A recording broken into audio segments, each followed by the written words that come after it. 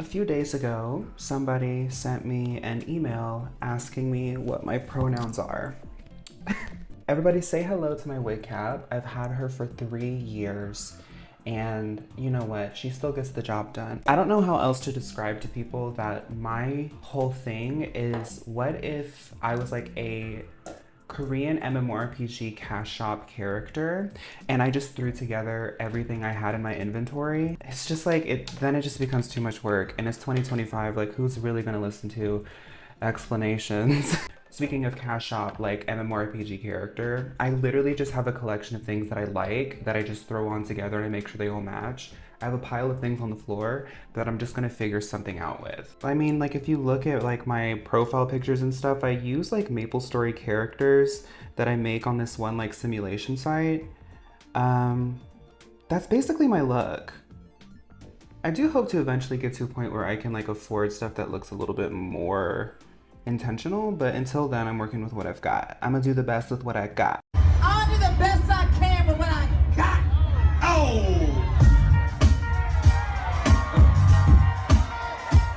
Speaking of Mariah Carey, she posted a really interesting TikTok recently, and there's something going on in Hollywood. The girls are aging in reverse. The TikTok that I'm talking about, I think it was her birthday recently, and she just showed up on my feed and she's just like sitting there in front of like some fireworks, and she's like pointing at the fireworks and she just looks really good. Like, I'm gonna be turning 30 this year, and you can tell by my skin, I got these wrinkles,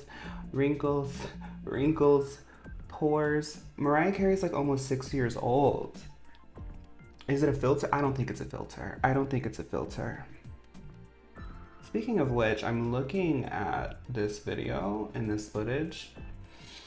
I really want a filter right now. There's this one verse in this one song by this new artist I found. She's not new, but she's new to me, Lexi Liu, called Pop Girl.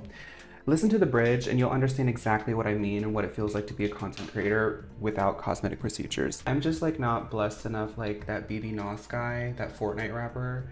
I'm not blessed like him. Like I can't just like leave the house without concealer. The girls would throw stones at me. I don't think I really help myself either. Like, look what I'm doing. Trust the process. Or actually don't. Y'all see what my looks look like.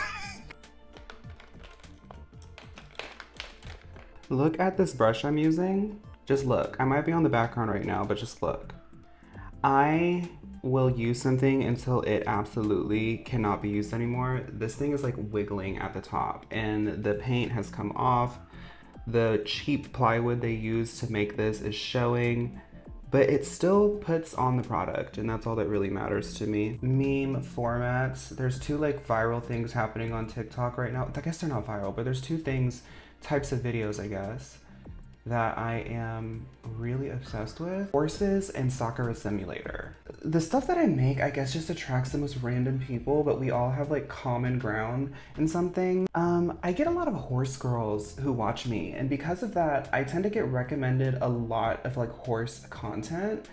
And I guess I like it because I think horses are quite funny. Like, I would never want a horse. Fun facts, I actually raised horses. I guess that's why I get the content. I actually raised horses for a couple years in my teenage years with some family, but they're too much. They're really high maintenance. I'm not into it, but I think they're really funny. And there's these horse videos that I've been seeing. It's like when the wise horse gives me advice on like whether or not I should go to work, when the disagreeable horse is being sassy, when the angry horse is being angry. There's one that's my favorite. I'm gonna show it right now.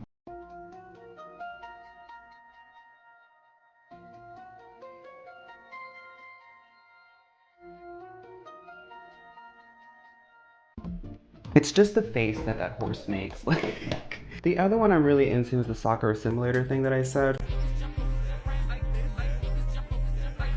For people who don't know, this is a game, I think it's like a phone-only game. I tried to play it one time, and I play lots of video games, and it was kind of hard to understand. I don't know how people learn it.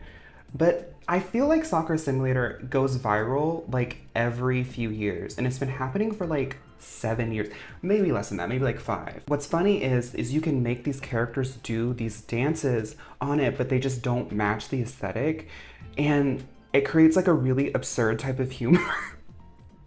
And lately I've been noticing people have been doing dance battles. Like they've been like simulating these dance battles with these girls. It's like, girl, who are you? You think you can dance? Mm-mm, I can dance better. And they do like really impressive choreography, like street style hip hop type of stuff. It's not like cutesy anime dances. It's like stuff like I grew up in Augusta, Georgia. It's like stuff the girls in Augusta, Georgia will be pulling at the dance battle. And it's really funny. For all my girlies who watch this who don't watch TikTok, I will always, always, always be your liaison for TikTok comedy because I know that you would like it, but I also fully understand why you don't download that evil, atrocious app.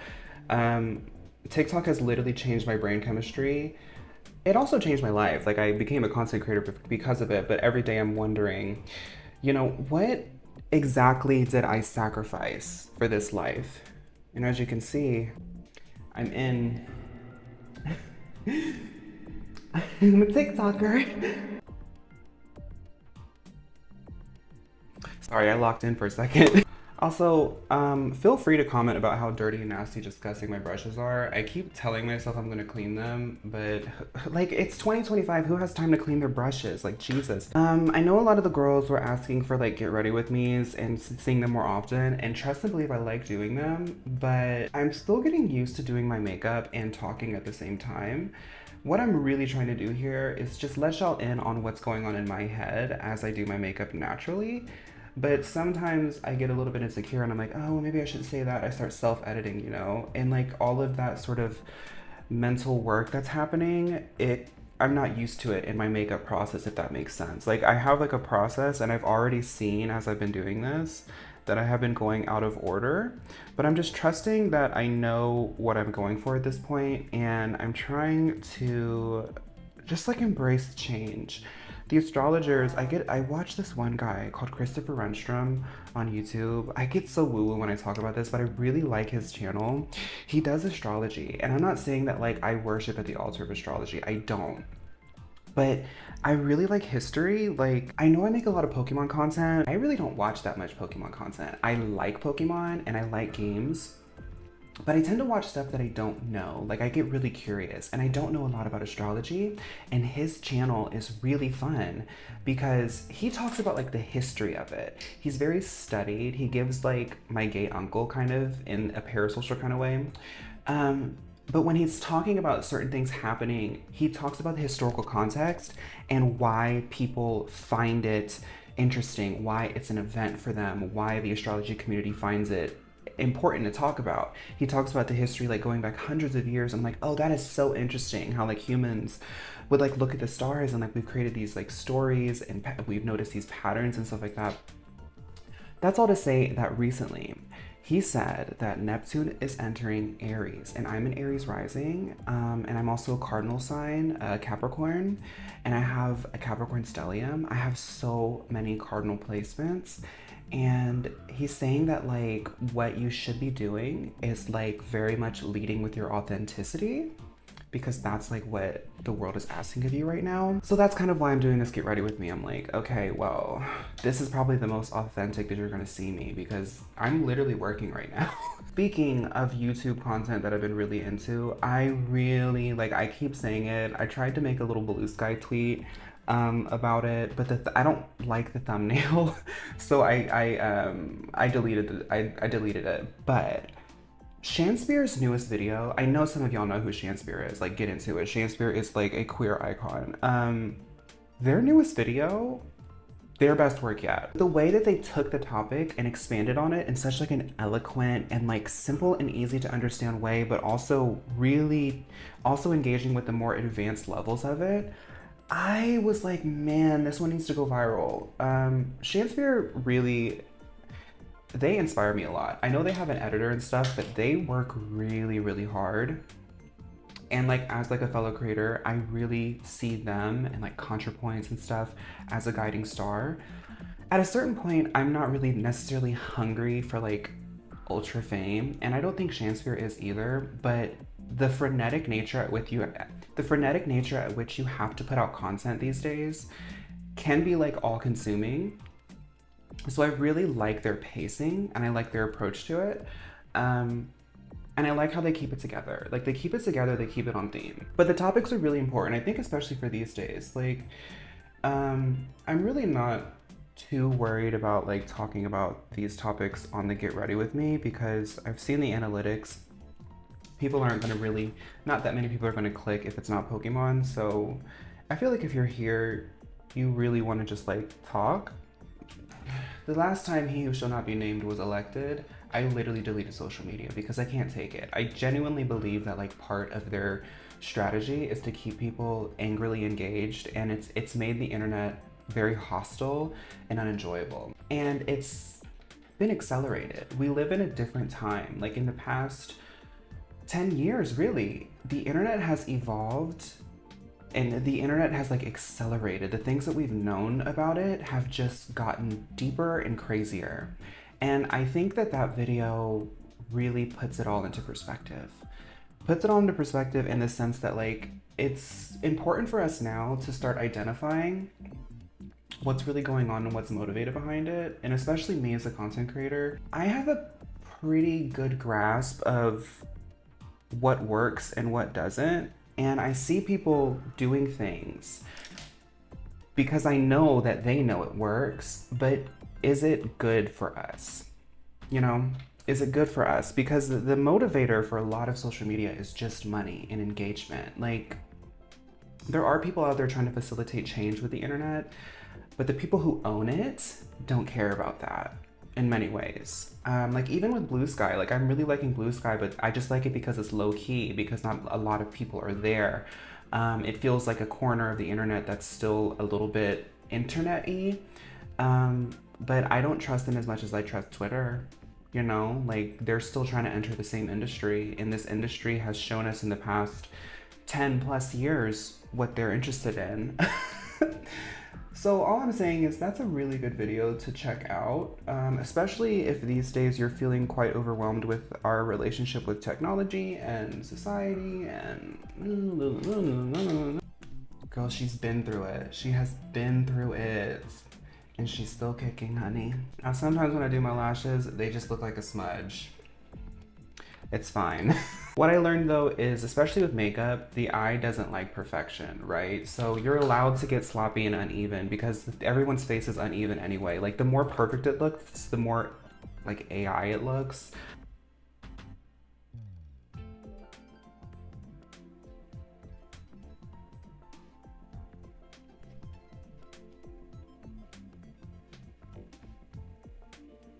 Oh, I should be saying stuff, huh? See, makeup me is taking over. So I made some posts on the socials. I asked the culture, like, which Pokemon are in the Khia Asylum? And I thought the response was really funny. I got like over 200 responses, and I was like, girl, how am I supposed to cover all this? Because I asked because I wanted to make a video on it.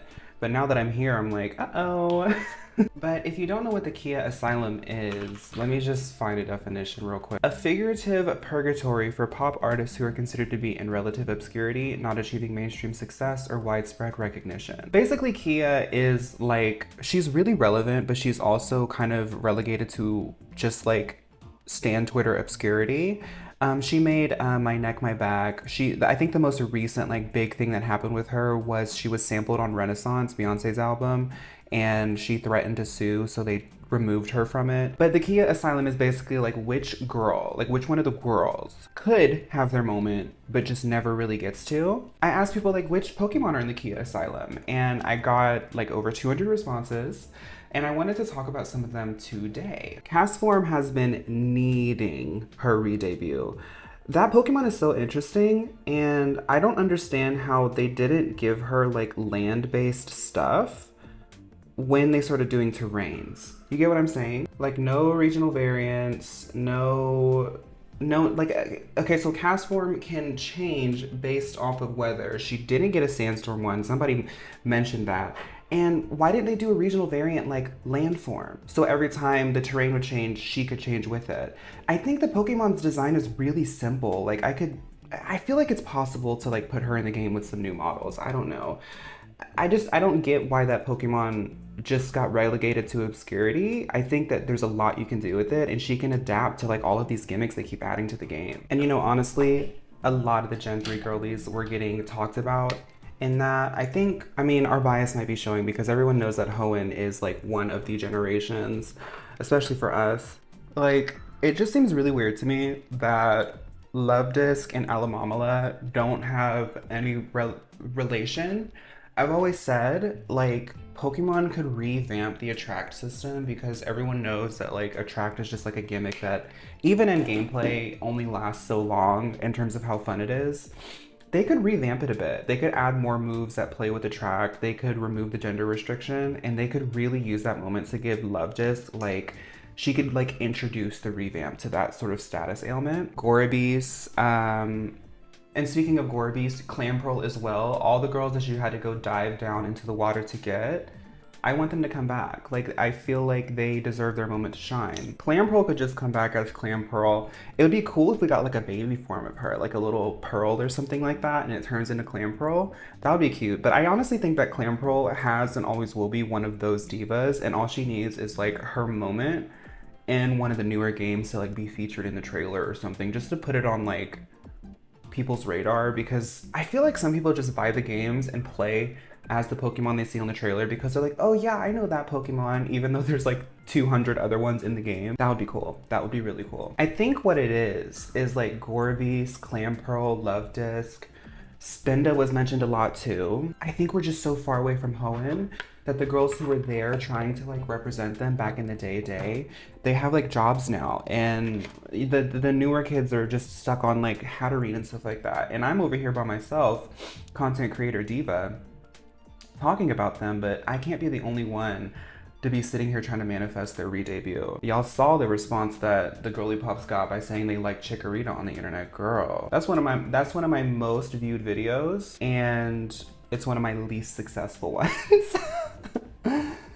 And like, honestly, what's really crazy and like kind of a little bit exhausting about like being who I am on the internet is I make it an effort to like not center controversial conversations.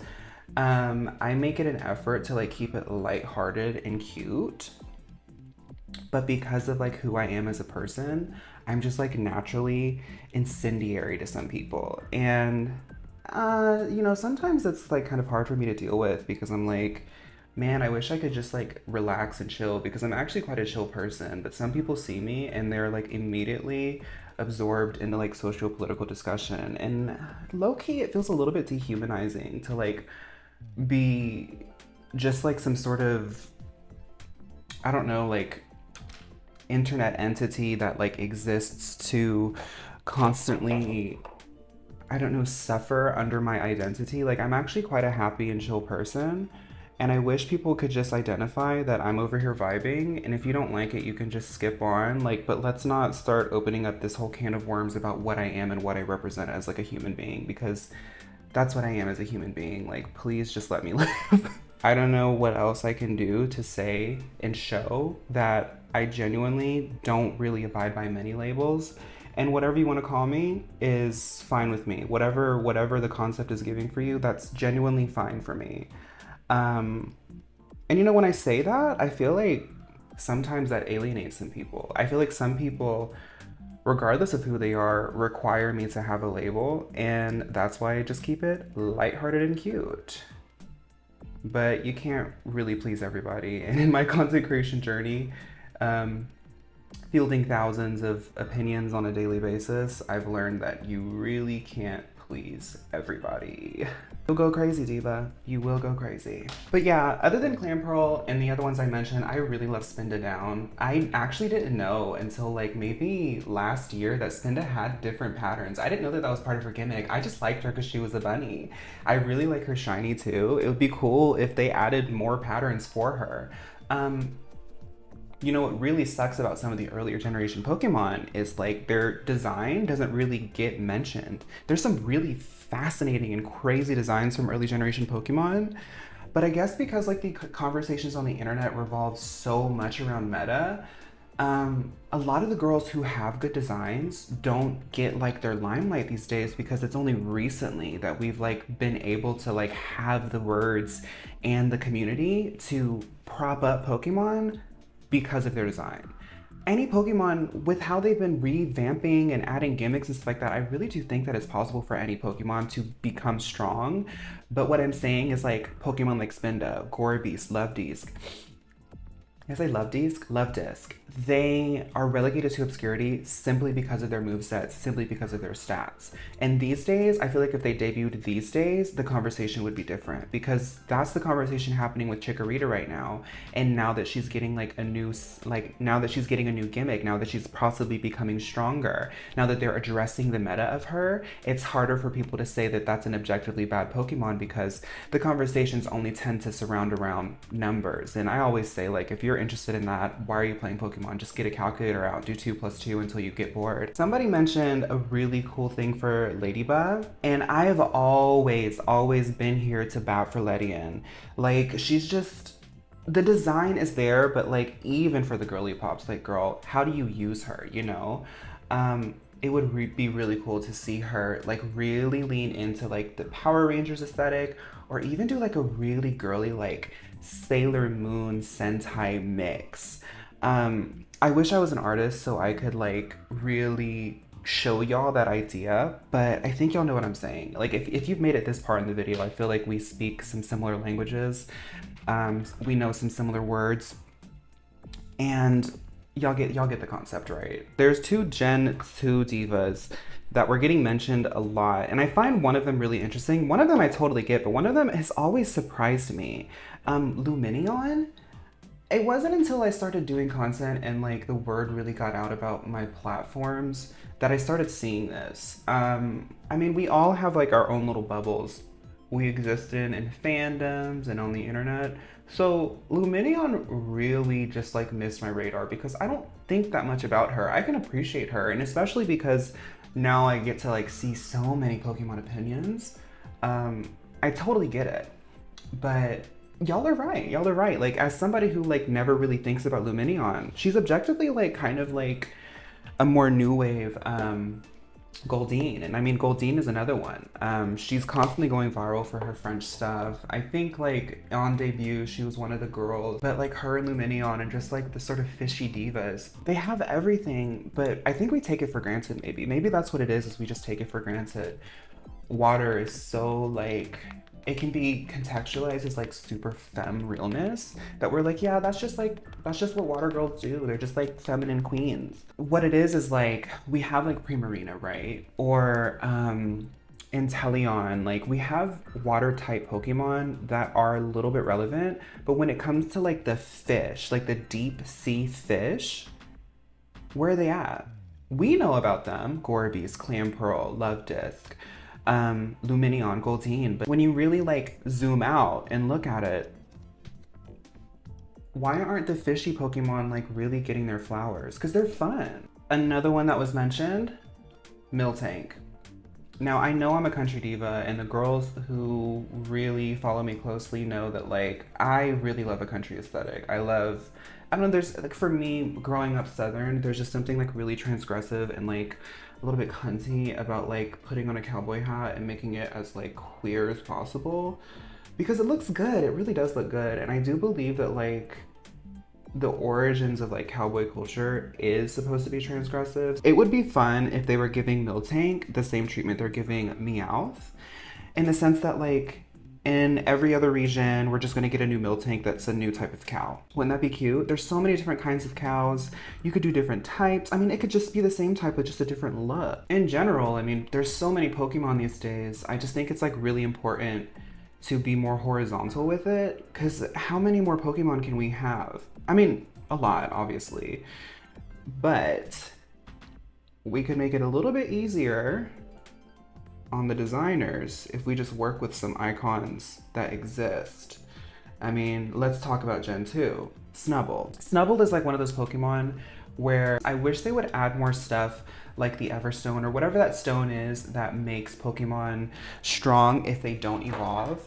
I wish that we had more options with that. Like really be able to customize how your Pokemon is if it doesn't evolve. I think that there's opportunity there. We only have one thing that we can use, and the last girl who really ate with that was like Corsola when Cursula happened.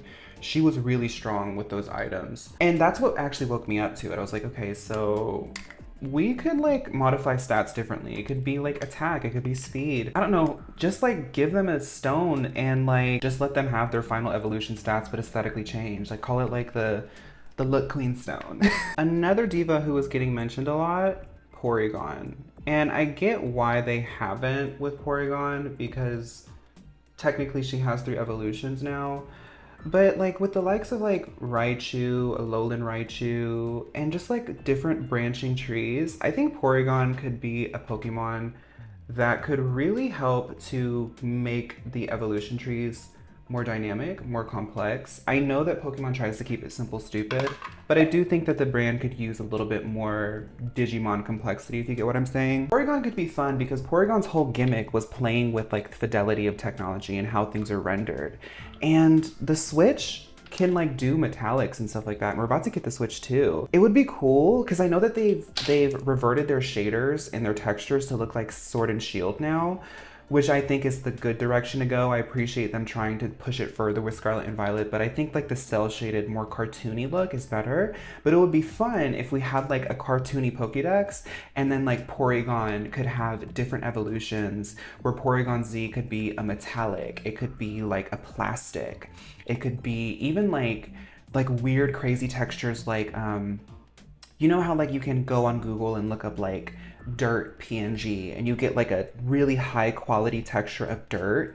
It would be cool if like we could do like earthen sort of textures, like high quality textures just pasted on the model of Porygon Z, and it would change the typing and stuff like that. I think that would be really cool, especially juxtaposed to like a really cartoony environment. There would just be one Pokemon that always spawns with like some crazy texture that like references the development of a video game and like how things look and fidelity and stuff like that. I don't know, I could understand why that wouldn't happen, but I think that that would be really fun. And I do think that the fans and the general consumer would get the joke. Because sometimes I just feel like Pokemon keeps it, in many games, like Nintendo games specifically, they keep it simple, stupid. You know, like not everybody's gonna get the joke. But I do think that the normal average consumer is wizened up to technology enough to like it. And if they don't get it, they'll at least be like, okay, I get it. It's like sci-fi. It's like, you know, I forgot to mention, and it's kind of fitting to forget to mention her because we forget her, but then when we remember her, it's like, oh yeah, Maractus. Now, I was talking about like, oh, we could give a regional form to this Pokemon, but it's already got a lot of stuff. We could change the evolution line to this Pokemon, but it's already got a lot of stuff.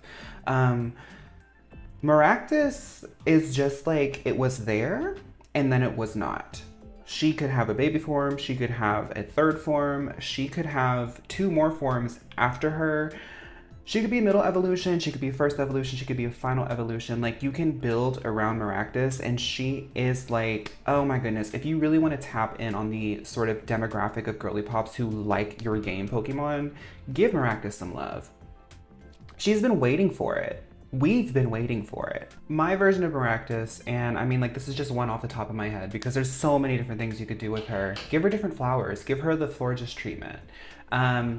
You could have different flowers in Maractus and she just grows bigger and bigger and she gets more and more pigtails, more and more ponytails, or they get bigger, or they are cannons, or they're fists, or like, I don't, like there's just, why? It's so crazy because when the Pokemon leaks came out, we saw so many different ideas, but then we didn't see any cast forms. We didn't see, like we saw the initial design of cast form, but we didn't see any like new iterations of cast form. We didn't see any new iterations of Maractus. So of all the Pokemon to be added into the zeitgeist, into the canon, y'all just came up with the Diva Maractus, and then you were like, oh, I don't know what else to do with this. Doesn't make sense to me. It really doesn't make sense to me. Speaking of leaks, please don't send me leaks. Please don't do that. I know people want to celebrate and be excited with me, but I stopped looking at leaks in 2016. Like when I shut myself off from social media the first time that terrible person got put into office, one of the things that I did to sort of save my mental health and restore a joy that I have in the world is to just stop looking at leaks. When I look at leaks, I mentally play the game already. You know, the sense of discovery is like part of the enjoyment for me. And I just, when I see a leak a year before the game comes out, when I see that Pokemon, I'm gonna be like, oh, I already saw that. I'm bored. Sorry, that's just how my attention span is. So I appreciate the sentiment and I know that people are just really excited. But like I said, I get it. Normally when people send me that, I can tell by how they like write it. They're like, Diva, look at this. Look what I just found on the internet. I'm like, yes, that's so cool. But I personally don't like leaks. And I'm not here to tell people what is good or not. Like if you want to look at leaks, you do it.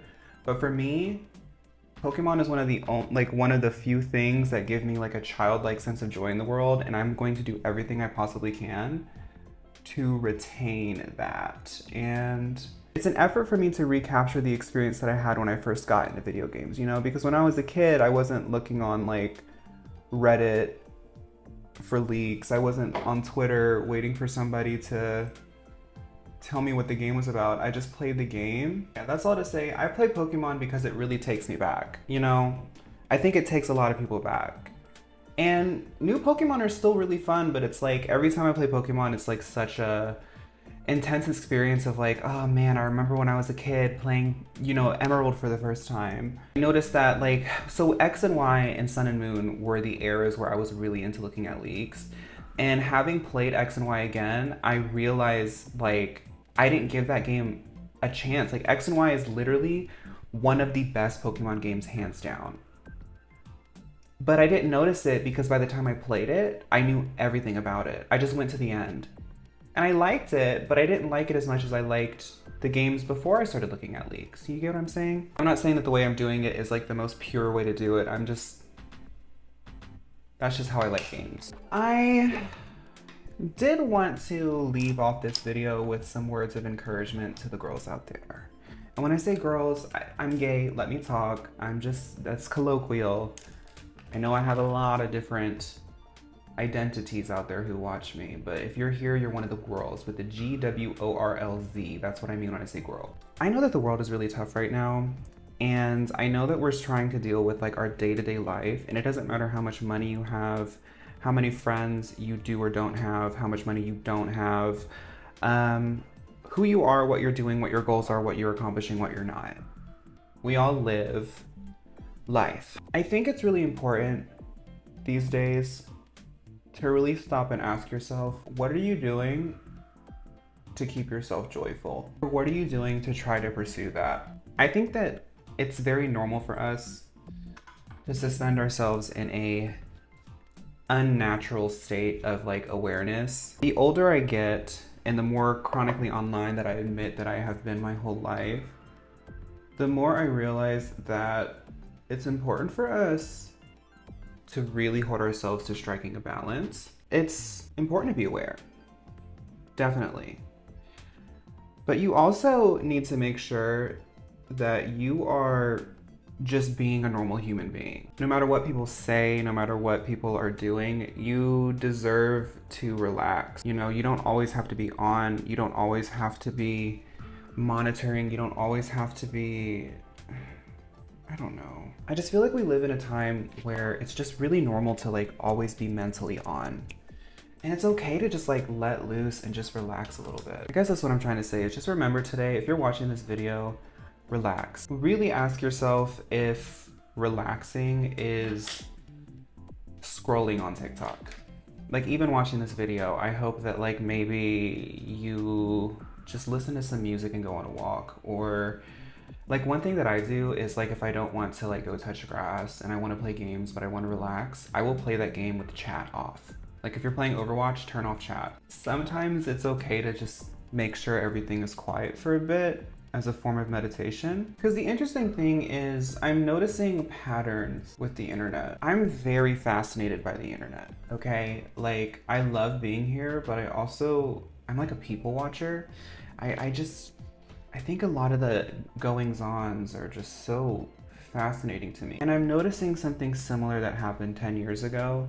And now that I'm a creator and I look at my notifications and I have chats running and I have comments, I notice that there's similar things happening, but it's worse. It's more frantic, it's more chaotic. And now that I'm like on the outside looking in, as opposed to what I did 10 years ago, which was like run away from it all, it's just really hard for people. It doesn't matter who you are or like where you come from or like what you believe in. A lot of people are really scared and the world is changing really, really fast. The world in many facets is just like deconstructing and changing. But because we're in this space of like hyper awareness of each other and hyper awareness of so many things going on, it's hard to collect your thoughts.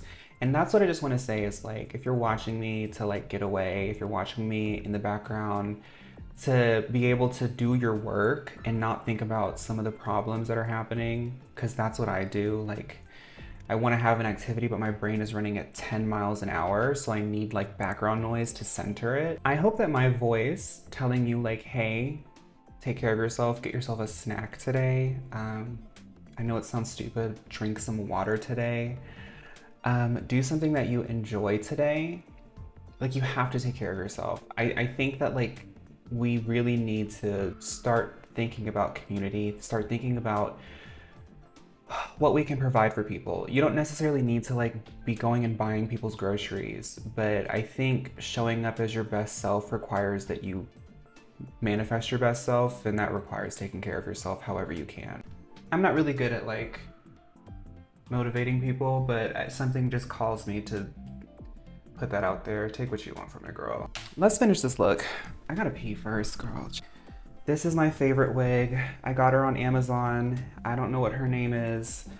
I want more like it. I want it in different colors. I just love this wig. I want to learn how to like make it thicker. You know how some people can like take a cheap wig and like combine it with other wigs? I want to make her thicker. I just think that the shape of this wig is just so perfect for the types of looks that I do, because I love wearing like funky hats. And this wig just shows up so well with a hat on. As you can see, like without a hat, it actually looks kind of crazy. But I like it. I have another hat that I was going to work with, but I actually really like this one. And I think I'll do the wings today. It's been like a few months since I've done the wings. And since today is such a big streaming day, yeah, it's gonna be a wing moment. Somebody donated this to me. I've been thinking of doing a PO box because some of the stuff that people have managed to send me, I actually ended up really liking them. Okay. They look a little wonky, but you'll see in like whatever video I record this in and like the streams and stuff, it looks better. It looks good on webcam, but the lighting is awful here. I hope you enjoyed today's Get Ready With Me. Remember to have a good time, take care of yourself.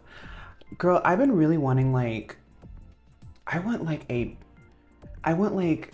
3 like heavy like stouts, like beer stouts. I love like a dark heavy beer, and I want like a crunchy crust like apple turnover, like 3 of them, like a stout turnover, stout turnover, stout turnover. That's what I want, and I want to watch Severance while doing it. Oh, I didn't even mention Severance.